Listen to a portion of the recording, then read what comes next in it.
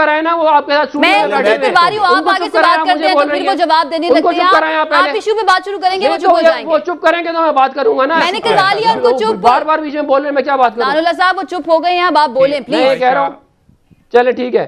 ابھی جرمنی کے اندر الیکشن ہوا, اس کے اندر جرمنی کے اندر انہوں نے یہ والی بات کی کہ ای وی ایم کا استعمال ہم نہیں کرتے. ان کی عدالت نے منع کر دیا کہ ای وی ایم کا استعمال نہیں کرنا.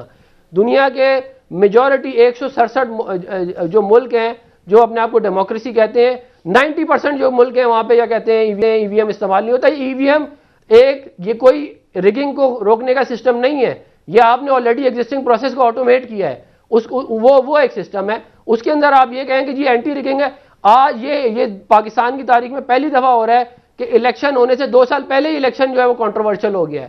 الیکشن ہونے سے پہلے ہی یہ بات کہہ دی گئی ہے کہ دھاندلی کے تھرو جو ہے اس کے تھرو لوگوں کو الیکٹ کروایا جائے گا, اور ہم اس سسٹم کو ریجیکٹ کرتے ہیں. اور خالی ہم نہیں, الیکشن کمیشن پاکستان نے بھی اس سسٹم کو ریجیکٹ کیا. اب دان اللہ صاحب بہرحال یہ قانون تو اب بن گیا ہے, اور اب اگلا الیکشن اگر لاجسٹک مسائل نہ ہوئے تو اگلا الیکشن تو پھر اسی کے تھرو ہوگا. جمیل احمد خان صاحب, آپ یہ ساری صورتحال دیکھ رہے ہیں, حکومت نے قانون بنا لیا ہے, اپوزیشن کہہ رہی ہے کہ چاہے کچھ بھی ہو جائے ہم نے ای وی ایم کو نہیں ماننا, اوورسیز پاکستان جس طرح سے ووٹ کا حق دیا گیا ہے ہم اس کو بھی نہیں مانیں گے. سر کیا لگتا ہے اگلا الیکشن کس طرح کا دیکھ رہے ہیں پھر آپ؟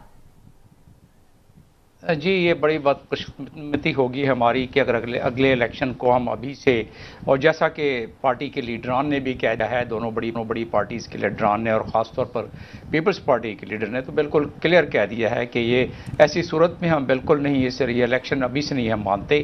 تو یہ بڑی ایک بدقسمتی ہوگی قوم کی کہ اگر ایک ایسے معاملے کو جس میں کہ آگے ملک کی ایک اصلاح اور ملک کے مقدر جس سے وابستہ ہوتا ہے اس کو ابھی سے اگر ہم کسی لحاظ سے ڈسپیوٹیڈ کر دیں. لیکن اس سے پہلے تھوڑی سی اس کی سائنٹیفک ریزن دے دیا جائے. دیکھیں سائنس کو ہم سیاست سے شکست نہیں دے سکتے.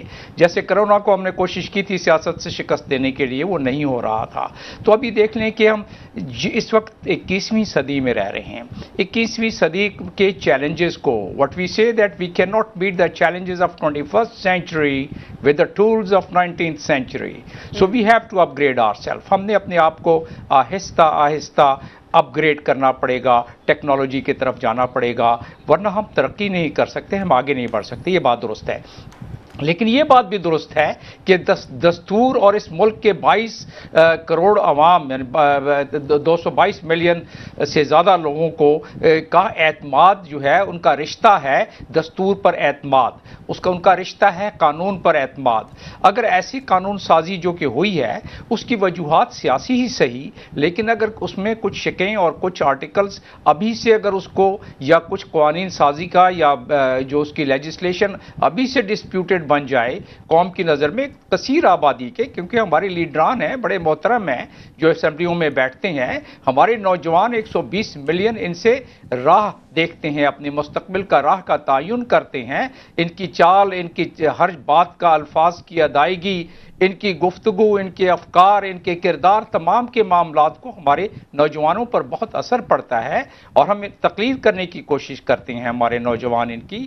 تو لہٰذا اگر ادھر ہی ایک بات ڈسپیوٹڈ ہو گئی, اسی معزز ایوان میں ہی اگر بات ڈسپیوٹ ہو گئی, تو جب عوام تک اس کی تھرتھراہٹ پہنچے گی تو وہ معاملات کوئی مناسب نہیں رہیں گے ملک کے لیے. ہونا کیا چاہیے تھا, انڈیا نے کیا کیا, انڈیا نے 90 میں انڈیا کے الیکشن کمیشن نے ایک پروپوزل دیا, اور اس کے بعد انہوں نے تقریباً 20 سال لیے اس کو آہستہ امپلیمنٹ کرنے میں, ٹیسٹ ٹرائل تمام چیزیں. اور انڈیا میں الیکشن کمیشن کے علاوہ ایک اور انہوں نے اسسٹنس کمیشن بنایا ہے, الیکشن اسسٹنس یعنی معاونت کمیشن بنایا ہے, جو الیکشن سے پہلے تمام مشینوں کو ویریفائی کرتے ہیں, سرٹیفائی کرتے ہیں.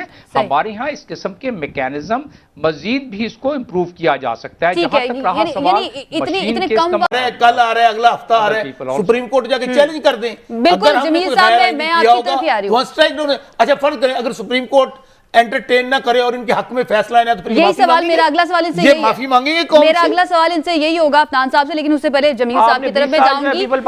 جمیل صاحب سن رہے ہیں ساری بات, آپ 20 ओ साल भाई, पीपल और पार्टी बात की कर रहा हूँ। माफी मांगी बताएं। आज जमील आपका साहब, आज आप आप ज़हनी तौर कंटिन्यू पे ठीक कीजिएगा, नहीं है बताइएगा इमरान भाई। सारी और सिचुएशन को आप कैसे देख रहे हैं ऑपोजिशन असल के में पास। कल का आपको ना अगर बहुत रिलीफ नहीं धचका मिलता लगा है है ऑपोजिशन को। कल का आपका ज़हनी तवाज़ुन भाईजान अपोजिशन का आपको बिगड़ इलेक्शन गया हरा है। हरा के हमने स्वागत आपको साहब। इलेक्शन का जी जमील साहब, आप कंटिन्यू कीजिएगा। दुनिया में क्या हो रहा है, जी इस बात की जी। कल का बड़ा कौमें धचका लगा क्या हुआ है। कर रही हैं, आप लोगों को बड़ा धचका लगा हुआ है कल बाकी का। सोसाइटीज इस मामले में क्या कर रही हैं, कभी जीत के भी वो दिखाए ना।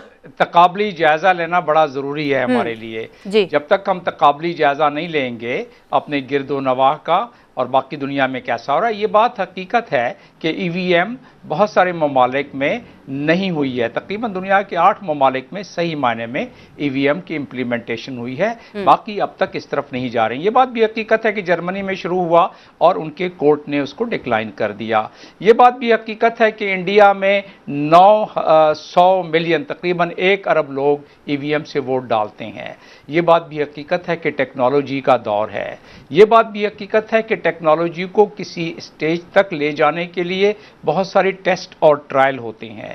ये बात भी हकीकत है कि हम जब ऐसे काम करते हैं तो बहुत ग्रास रूट लेवल से लेके ऊपर तक बड़ी ज़्यादा कंसल्टेशन होती है। और ये बात भी हकीकत है कि जब तक लोगों का कॉन्फिडेंस न हो किसी चीज़ पर तो वो चीज़ चाहे सोने की क्या प्लेटिनियम के बन के आ जाए उसकी वो अफादियत में कमी आ जाती है। आपको मिसाल देता चलूं, जब पासपोर्ट हाथ से लिख के दिया जाता था हमारे ही दौर, हम ही जब पढ़ा करते थे स्कूलों में, तो हाथ से लिख के पासपोर्ट इशू होता था। हाथ से लिख के नादरा एक शनाख्ती कार्ड इशू किया करती थी। उस वक्त बहुत ज़्यादा धांधली होती थी।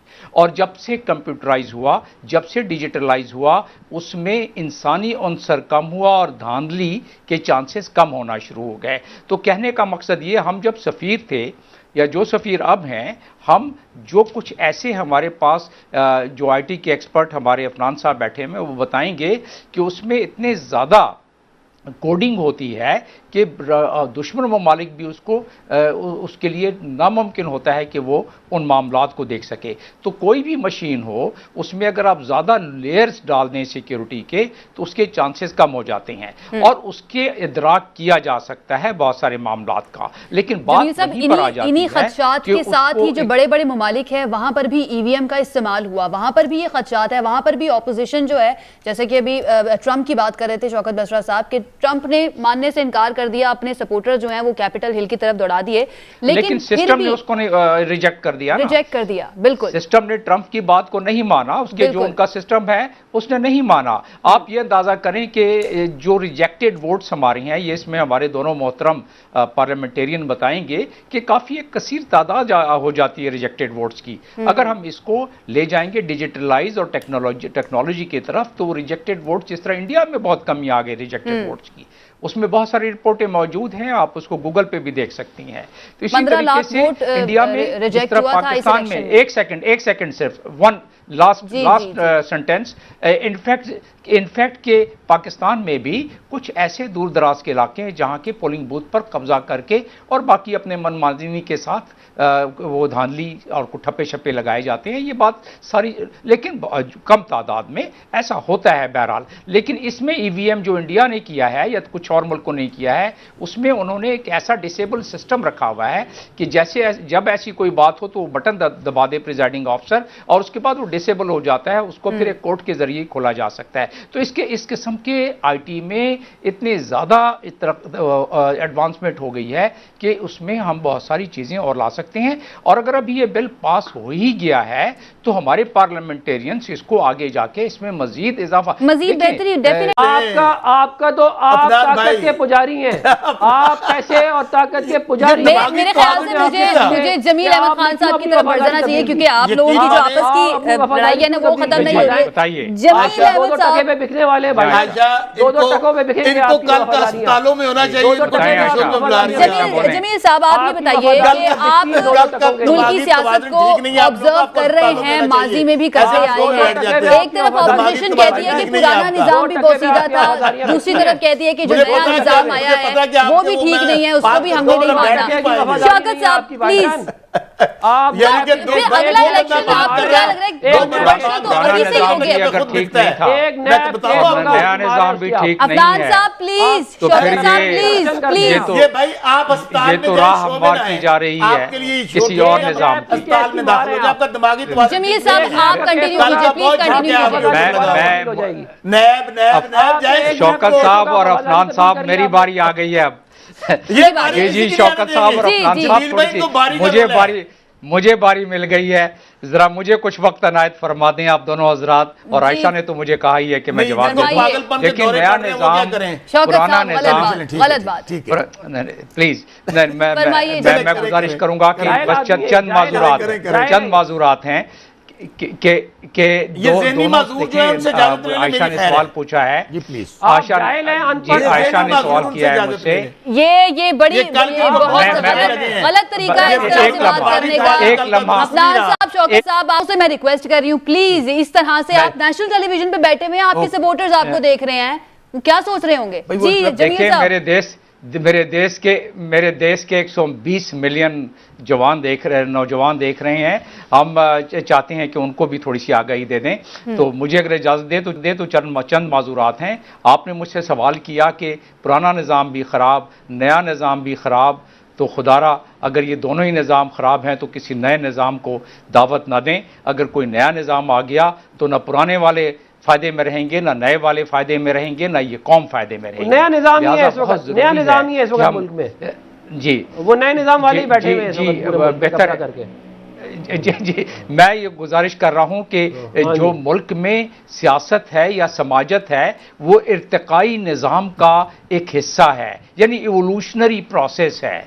हम ठीक है आपस में लड़ेंगे भी, आपस में बहस भी करेंगे, और सेहतमंदाना बहस हो तो बड़ी अच्छी बात है, चाहे वो पार्लियामेंट हो या आपके टॉक शोज हों। लेकिन यह है कि अगर इसको हम बहुत ज़्यादा मनफी अंदाज में ले जाएंगे तो कोई हम ज़्यादा माशरे के लिए या अपने मामलात के लिए कोई बेहतरी की तरफ गामजन नहीं होते हैं। तो लिहाजा ये है कि मैं समझता हूँ कि निज़ाम में बेहतरी लाना ये निज़ाम में जो अफराद हैं उनकी जिम्मेदारी है। हमारे दो बड़ी पार्टियों के अफराद यहाँ बैठे हुए मेंबर पार्लियामेंट, ये इनकी जिम्मेदारी है कि निज़ाम में बेहतरी लाने के लिए इस कौम को थोड़ा भरोसा चाहिए, मेंबर पार्लियामेंट नहीं है, थोड़ी आस चाहिए, इस कौम को थोड़ी उम्मीद चाहिए। और मैं अपने देश के जवानों को जब मैंने किताब लिखी तो उसमें भी मैंने यही लिखा कि मेरे देश के जवानों, हिम्मत ना हारना, और कुदरत का इम्तिहान है, हिम्मत ना हारना। और उसमें फिर मैंने ये भी लिखा कि नई नस्ल के चिरागों उम्मीद रखो बाकी, ये मुल्क है तुम्हारा, हिम्मत ना हारना, और खुशहाल तुम रहोगे, सरशार तुम रहोगे, दुश्वार इस घड़ी में हिम्मत ना हारना। तो मेरे सियासतदान दोस्तों भी, आप लोग भी अगर थोड़ी सी इस कौम को ढारस देते रहें तो मैं समझता हूँ, और दे रहे हैं, जरूरी है, उम्मीद पे दुनिया कायम है। और